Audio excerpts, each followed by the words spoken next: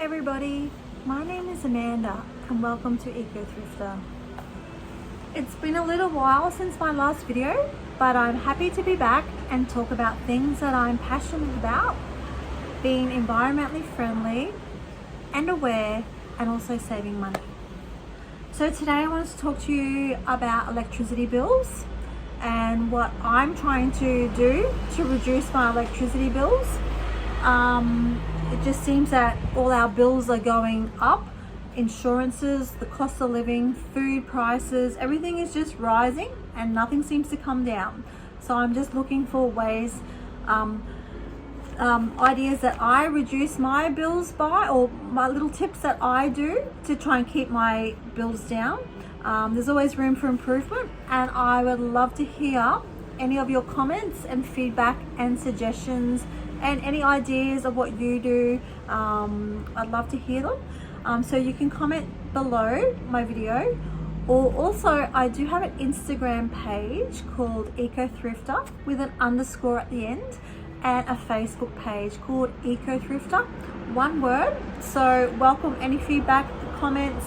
Love to engage with people, like-minded people, so we can learn on any tips on saving money and how we can manage our lives better, being environmentally aware. So today's May the 31st. It's the last day of autumn. I'm living in southeast Queensland, and truly overnight the westerly winds and the chilly winds came through last night. Winter has arrived. Technically, officially tomorrow, winter is here, but last night those westerly winds came through. We were reaching for another blanket for bedtime.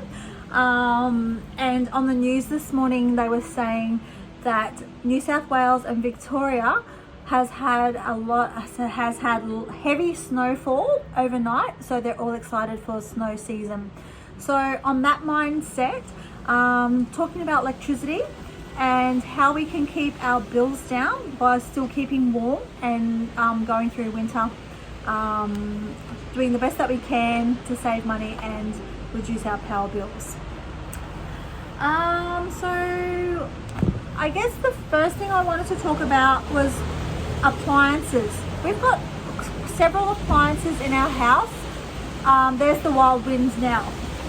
The trees are rustling away, and behind a couple of streets behind me there's a surf beach, and we could just hear it roaring, which is, I love the change of seasons, and just being mindful of how we can live our lives, taking in all the elements as well, and just going with nature as well. So acknowledging our nature, change of seasons, and how we can work through being environmentally aware and also saving money wherever we can.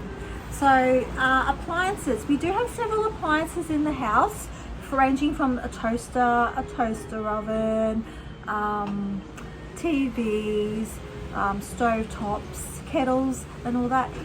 So what I do is I switch the appliances off at the wall. I know it's only a slight change, but it's a good habit to get into. Having the power switched on by the wall still drains power.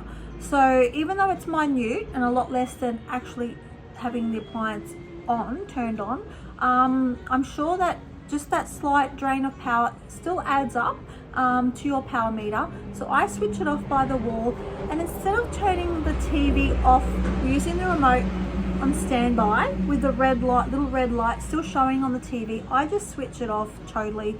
I just think that's a good habit to get into, switching your appliances off fully, don't having them turned on standby, and off by the wall as well.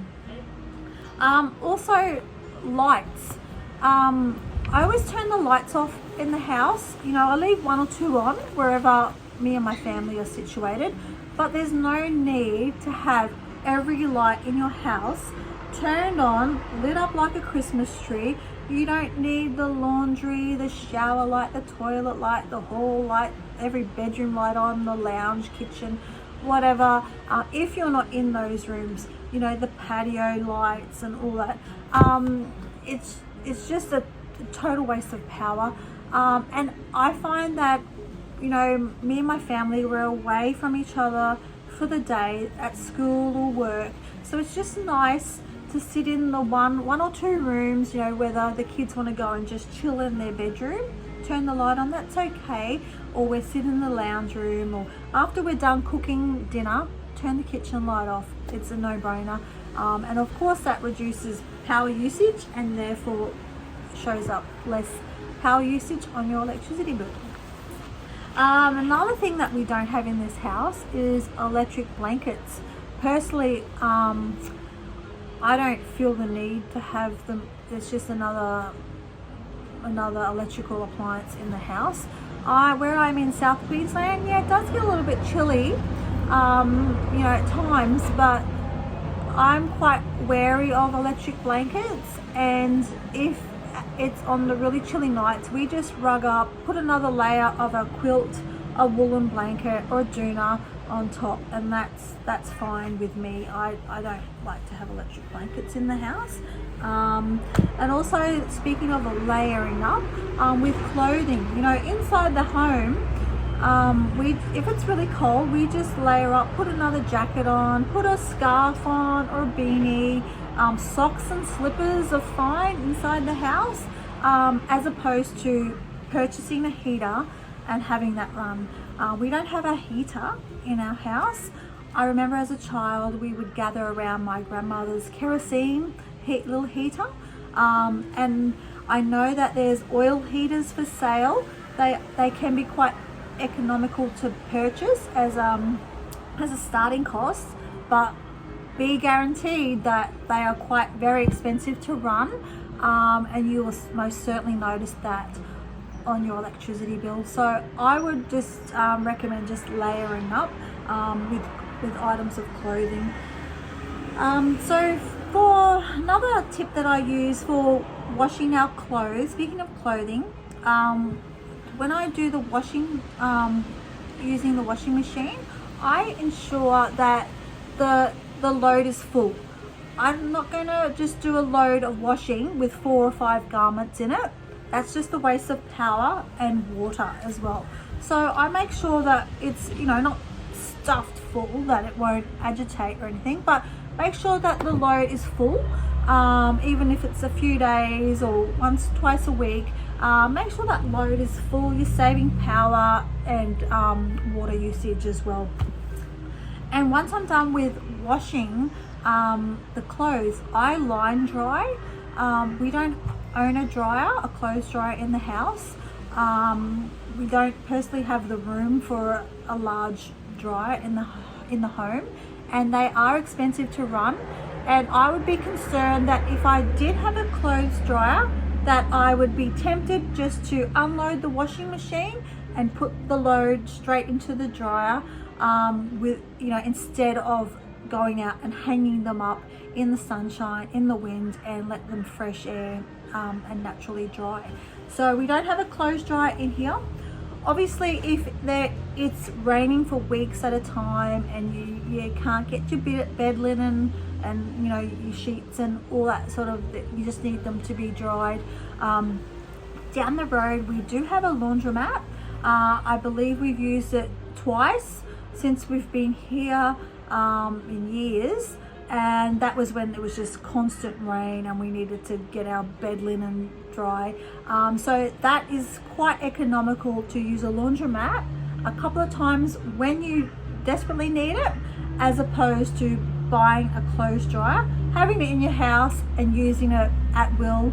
So that's, yeah. And also they do have those little collapsible clotheslines dryers. They're quite compact as well, so you can hang a few garments off that in your home if you know that you have a small load of washing to do. So that's just another option as well. So say no to the clothes dryer. You don't really need it, especially not in Queensland where I am.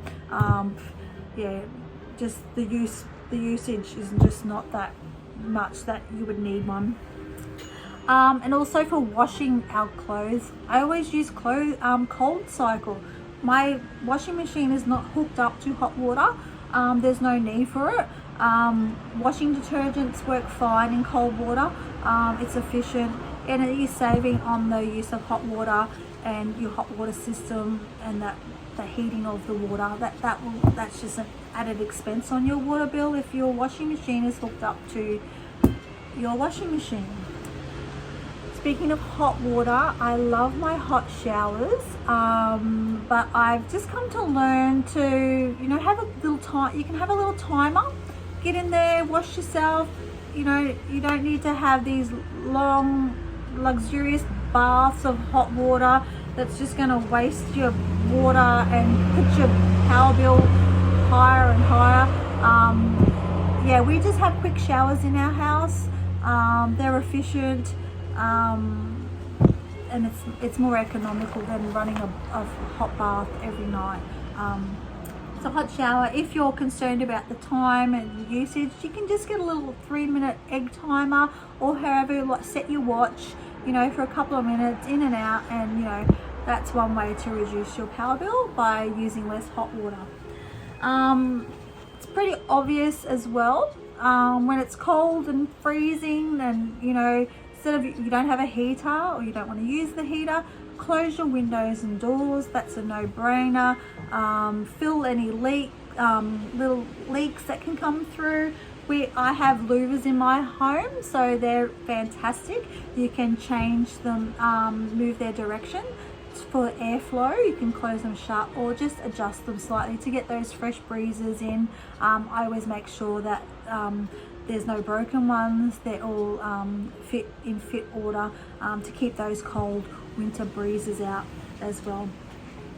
Another one that I like to save money on in winter time, or mainly throughout the whole year, is I do a lot of one-pot cooking. The casseroles, the stews, the dals, the soups. I'll make a big pot of vegetables or whatever, and have it last for several days. Have it as leftovers. You can freeze your leftovers. I find that economical rather than spending hours prepping, cooking, serving up every day. I think it's nice just to do a big pot of food, whether it's a big stir fry or whatever, and have it last a few days. So you can put it in the fridge, eat it the next day, take it for lunch, and it just reduces your time. It also reduces your power use, and you're not over the stove cooking and cleaning up all the pots as well. One pot, perfect. Just get it all in there instead of multiple fry pans and serving dishes, etc. Also, when you're cooking your one pots, I use a lot of lentils and split peas and beans. Instead of, they require cooking or soaking. So I choose to soak my beans overnight in water, and that just makes them softer and reduces the actual cooking time. Sometimes when you're making a dal, the recipe calls for cooking it for at least an hour, boiling them so the beans soften. That's just an hour of cooking and electricity use that you can avoid if you soak your beans overnight. So that just involves a little bit of preparation, working out your meal plan, what you're going to cook, get your ingredients, soak your beans overnight, then the next day you can make your big pot of dal or soup or veggie casserole, and off you go. So I guess the last thing I want to talk about today is your power bill, your actual power bill that we receive. I mean, your electricity supplier, give them a call, negotiate your contract. A lot of them, you're the customer. It's their business. They should be looking after you as the customer. Give them a call, see if you can negotiate your rates, your terms and conditions, and do your research with other electricity suppliers. There's so many out there at the moment. It just does pay to shop around, and who knows, you could take your quoted rate from a different supplier to your current provider and who knows, they may match the rate. All these little changes, all these little savings, they certainly do add up.